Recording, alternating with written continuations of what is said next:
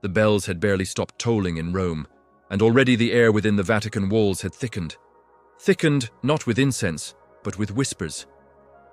In the heart of the Eternal City, amid the glistening marble columns and hushed prayer vigils of the post-conclave church, a name rang out not from celebration, but concern.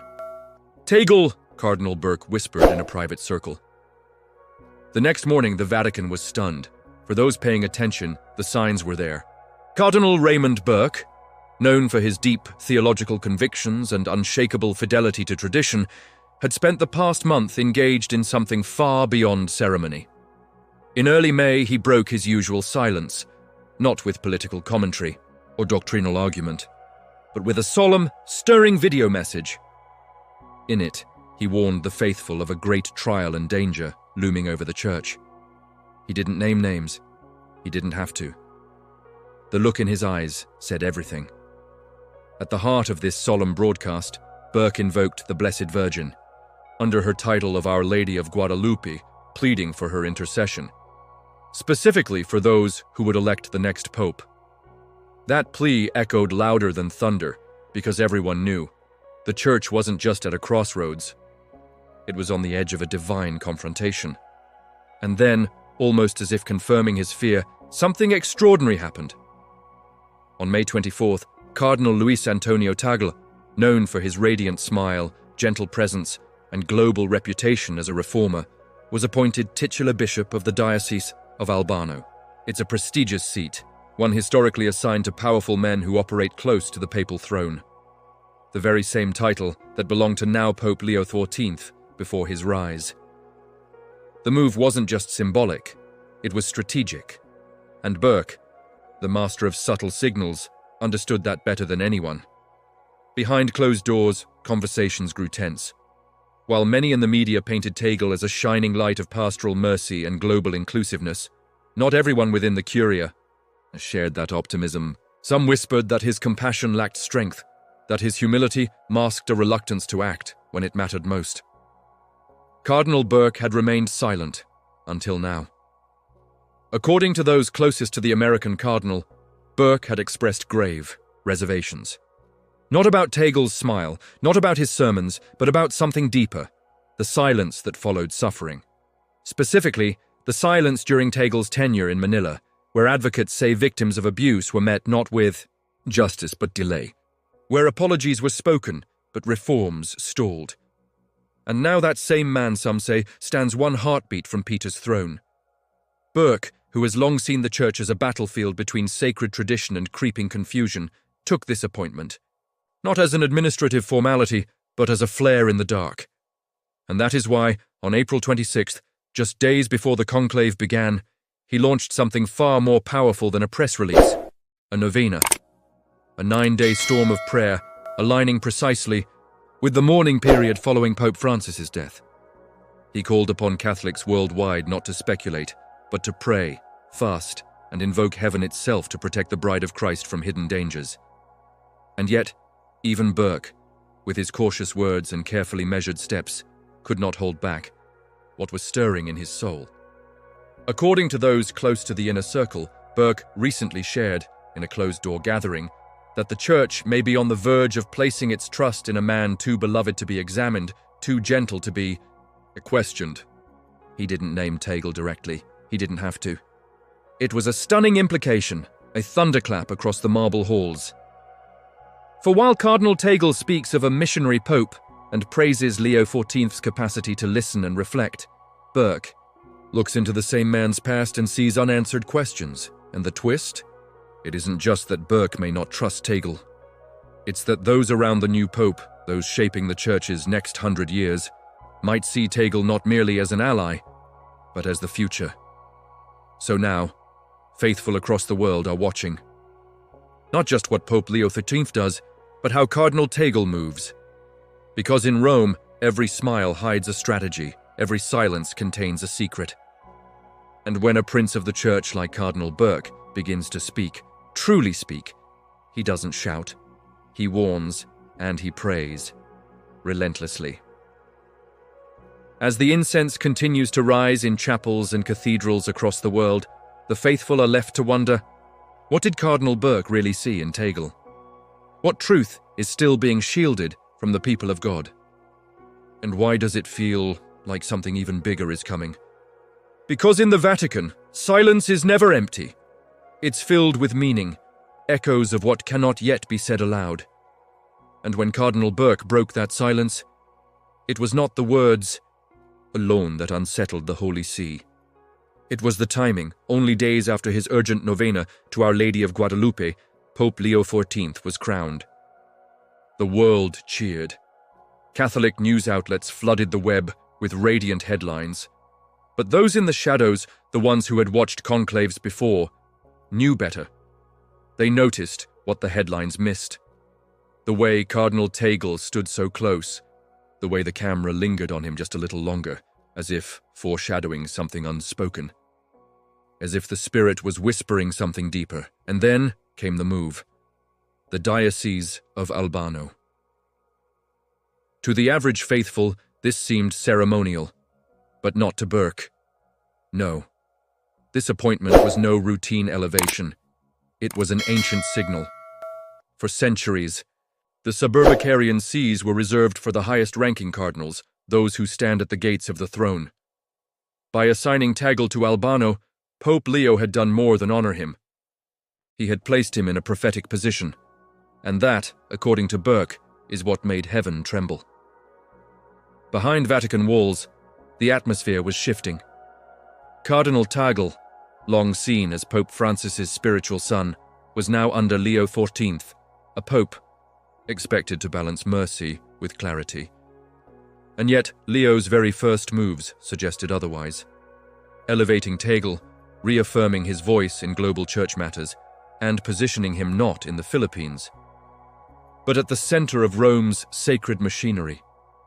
Cardinal Burke, a man of deep Marian devotion and canonical precision, began drawing parallels, ancient ones. He reportedly spoke to close confidants, referencing Marian apparitions not just as pious stories, but as warnings, Fatima, Akita, La Salette. In these heavenly messages, it was always the Church itself that came under trial, not from outsiders, but from within. And here was Tagle, radiant in his humility, beloved by media, cheered as a possible Asian Peter. But humility alone, Burke argued, is not the safeguard of truth, nor is charisma the measure of apostolic fidelity. What shocked the inner circle was what Burke reportedly said next. He spoke of the quiet era, a phrase he used once before, during the controversies of Amoris Laetitia. He said the Church was entering a time where good men might be used for confusing ends, where the devil would not appear in horns, but in consensus. He warned that the Church's next spiritual trial would not look like persecution. It would look like unity at the cost of clarity. And then he said the name aloud, Tagle, not as a condemnation, but as a crossroads.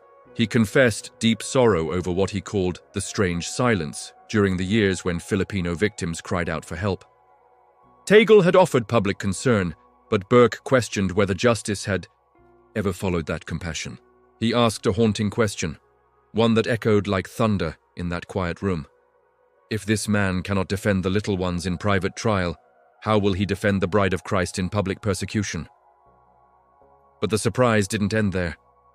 That very week, Cardinal Tagle appeared on Vatican News, offering his first major statement about Pope Leo XIV. He called him a missionary shepherd, praising his ability to listen and reflect. The world applauded, but in private, some saw a subtle maneuver. One Vatican official, speaking anonymously, described it as Tagle laying spiritual groundwork not just for support, but for succession. Because here's the chilling reality. Tagle may not need to campaign. The world already wants him. The global South sees in him a voice for the poor. Progressive Catholics admire his inclusive tone. Even many conservative voices are divided, unable to deny his sincerity, even as they question his strength, and Burke knows this, which is why he prays more than he speaks. But when he does speak, when he does point, Rome listens. And now the faithful are listening too. People across continents are lighting candles, rewatching Burke's video messages, noticing every word he didn't say. Because in prophecy, as in politics, it's often what's omitted that reveals the deepest truth. Is Tagle being prepared as the next spiritual cornerstone, or the instrument of a deeper testing? That's the question Burke has left ringing in the hearts of the faithful. A question without an answer. A question that draws people to their knees, not their keyboards. And there's more. Much more. Because just days after Tagle's appointment to Albano, reports surfaced of Vatican diplomats being quietly shuffled. There were whispers that Leo XIV had granted certain freedoms to Tagle's allies in the Roman Curia. Freedoms not yet explained and not publicly announced. One Vatican insider described it as the opening of a corridor. No one yet knows what that corridor leads to, but some believe it leads to a throne, the throne of Peter. And now the air in Rome is heavy, not just with incense, but with anticipation. The faithful are sensing it, the bishops are watching, and in the silence of their hearts, many are asking, did Cardinal Burke just ring the first bell of a coming storm? And if so, is Tagle at the center of it?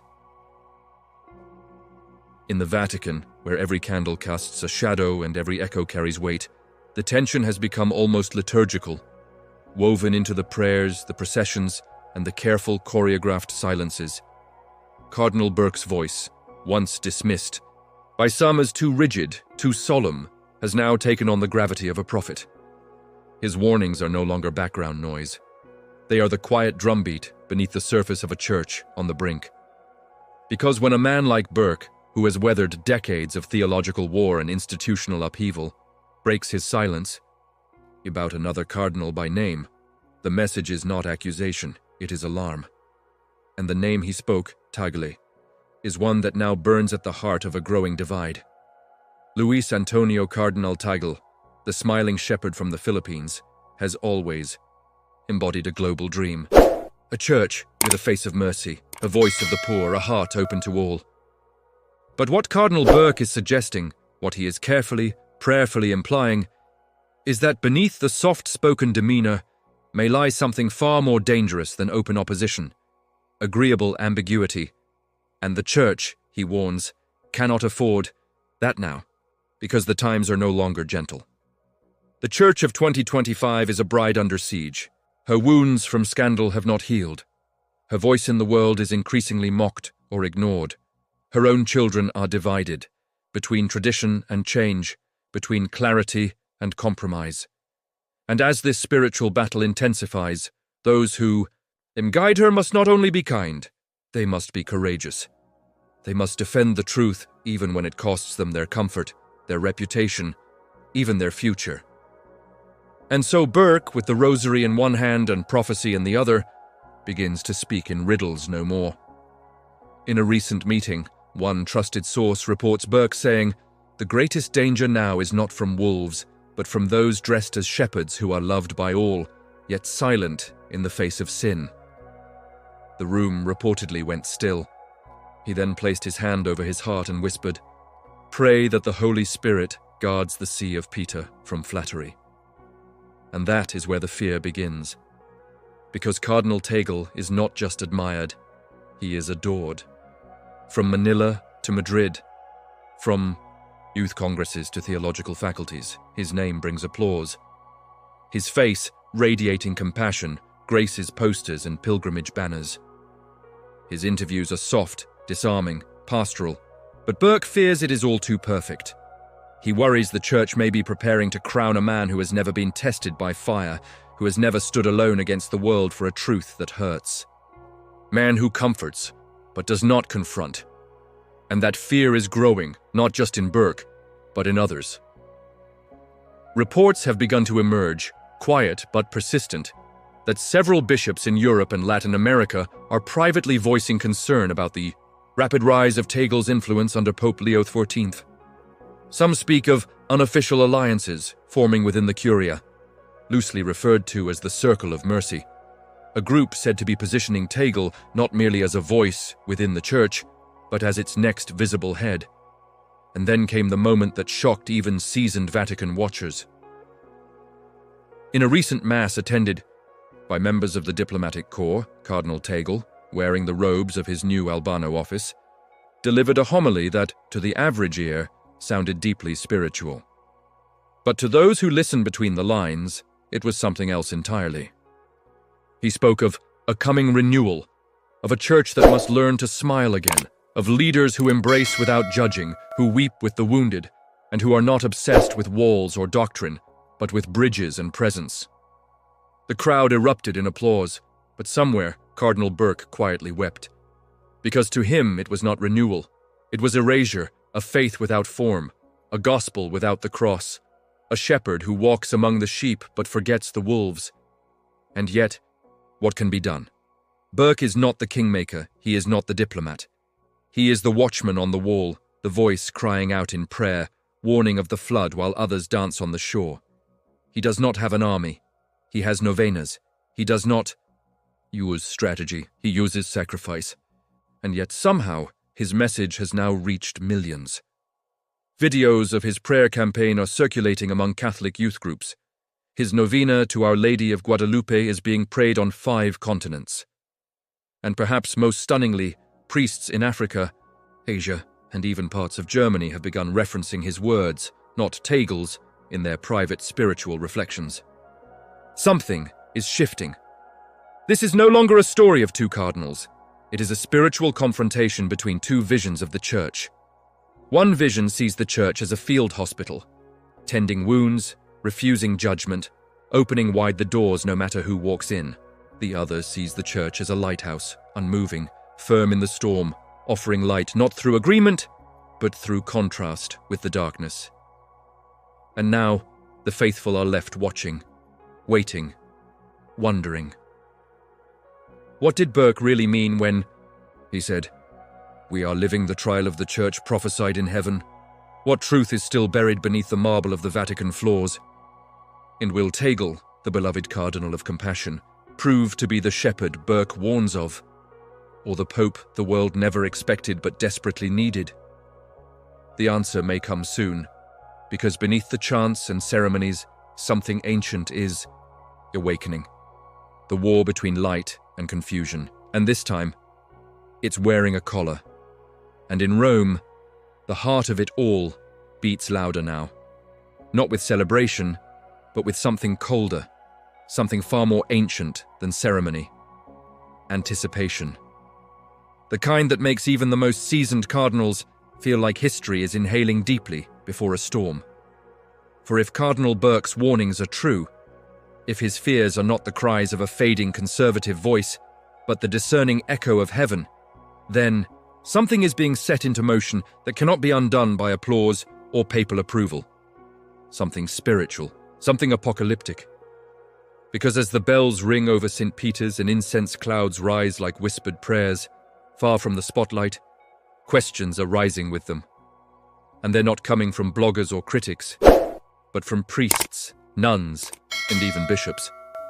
Those who once stood silently during the age of ambiguity are now watching with wide eyes, asking in whispers, why now? Why Albano? Why Tagle? Why would Pope Leo XIV, a man thought to bring balance, so swiftly draw a circle around a figure so polarizing? Some believe the answer lies in Leo's long game, that perhaps the Pope sees in Tagle not a threat, but a unifier. A soft bridge between the polarized camps left shattered by decades of doctrinal warfare. But others, Burke among them, suspect a deeper miscalculation. That in lifting Tagle, the Church may be handing the keys not to a bridge, but to a breach. And it's not just in the Vatican.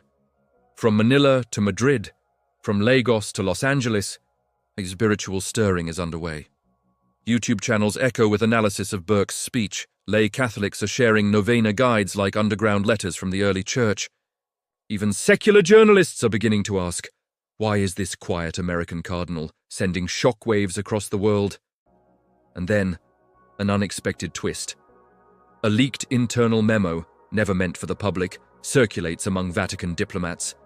Though not officially confirmed, it reportedly includes a short list of names for a series of upcoming international appointments.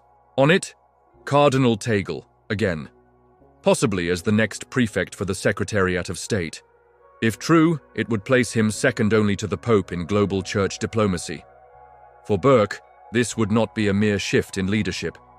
It would be confirmation of a spiritual blind spot at the very top of the church, the culmination of what he once called the Marian eclipse, a time prophesied when confusion would pass over the light, when even the elect would question the truth. And now, as these whispers swirl and power realigns, some believe that eclipse has begun, and still Tagle says nothing. No defense, no denial. Only his same gentle, tear-streaked homilies, his pastoral words, his smile, a silence that comforts many and terrifies others. Because what Burke fears most is not that Tagle is dangerous, but that he is beloved and that love may blind the faithful to what he has not done. He did not lead in Manila when justice cried out. He did not defend clarity when ambiguity seduced. He did not speak when silence gave cover to pain, and now he rises, not through struggle but through selection, not by defending doctrine but by embodying diplomacy. The Church has had theologians, martyrs, reformers, but has she ever crowned a sentimentalist? Burke does not say these words aloud. He doesn't need to. His tears in prayer say more than condemnation ever could. Meanwhile, in hidden monasteries, across Europe and Asia, cloistered nuns are reportedly dedicating entire nights of adoration to Burke's intention. Rosaries clutched tighter, candles burning longer, and a single petition repeated like thunder in heaven. Protect the chair of Peter from deception. The spiritual war is not hypothetical anymore. The Holy See is no longer just the center of faith. It is the stage for a divine test, and all eyes are on Tagle. Will he step into the light with courage, defending the truth even when it costs him the applause he's grown used to? Or will he continue his silent ascent, uncontested, unchallenged, untested? Because the greatest seduction the Church now faces is not heresy. It is harmony without truth. And if that harmony comes wrapped in humility, few will see the poison until it is too late.